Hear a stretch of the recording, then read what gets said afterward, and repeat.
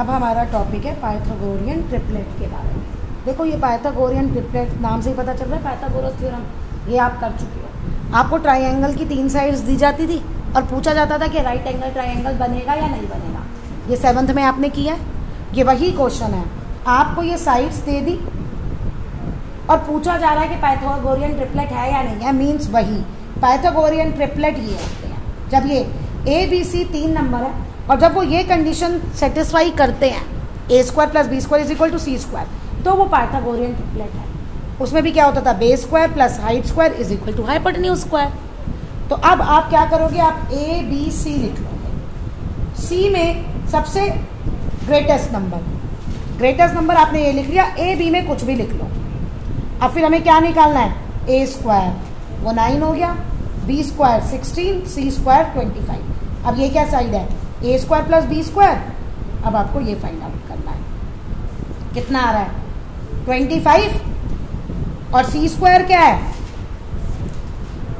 25। तो अब आप लिखोगे yes 3 4 5 form a Pythagorean triplet as a square plus b square is equal to c square.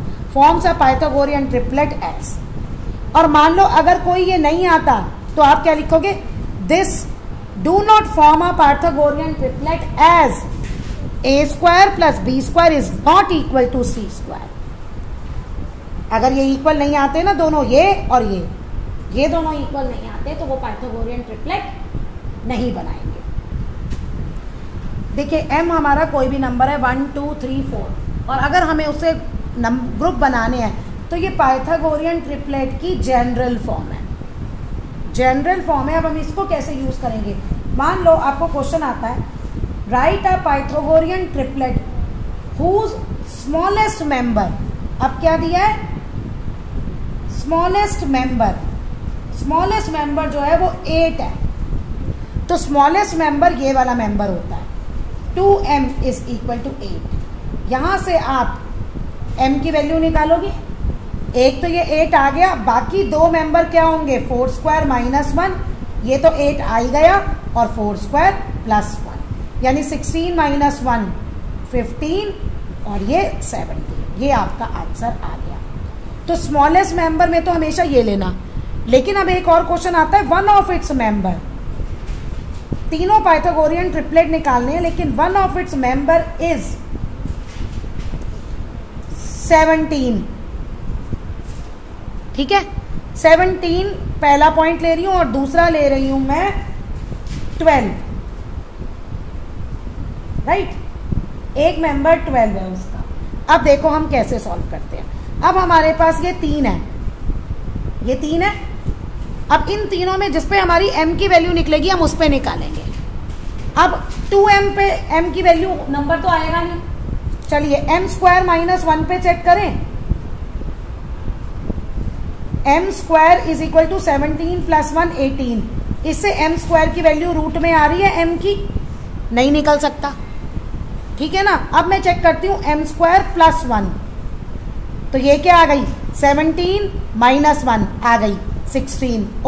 17 minus 1 answer आ गया 16 और m कितना हो गया 4। m कितना हो गया 4। तो अब ये तो वैल्यू पता है तो यहाँ पे 4 वैल्यू पुट कर दो, 4 2 जा 8 और यहाँ पे भी 4 पुट कर दो। ये यही वाला क्वेश्चन है। ठीक है ना, एक वैल्यू यहाँ 17 आ रही है ना, तो दूसरी ये। तो कहना मैं ये चाह रही हूँ कि जैसे तुम्हें क्वेश्चन आए ना स्मॉलेस्ट मेंबर में तो 2m ही पुट करना, लेकिन जब ये क्वेश्चन हो तो इन तीनों में पुट करना। अब देखो जैसे 12 पे हम चेक करते हैं, चेक कर रहे हैं हम 12 पे, तो इससे ज्यादा आसान है चेक करना। 6 आ गया। अब ये 6 स्क्वायर माइनस 1 36 माइनस 1 कितना हुआ 6 स्क्वायर माइनस 1 35, 6 स्क्वायर प्लस 1 37। तो आपका पाइथागोरियन ट्रिपलेट बन गया ये। ओके, अब 12 है और ये तो इसी पे सीधा सॉल्व हो गया। और किसी पे चेक करें, जाता है ये। अब ये इन दोनों में जब पुट करोगे तो नहीं जाएगा, m पे ही जा रहा है। मीन्स लॉजिक आपको क्लियर होना चाहिए। जब कोई एक मेंबर दिया हो तो आप इन तीनों पे चेक करो जिससे m की वैल्यू आ रही हो उस पर m की वैल्यू फाइंड आउट कर देना और बाकी दो में पुट करके दोनों ट्रिपलेट्स निकाल लेना।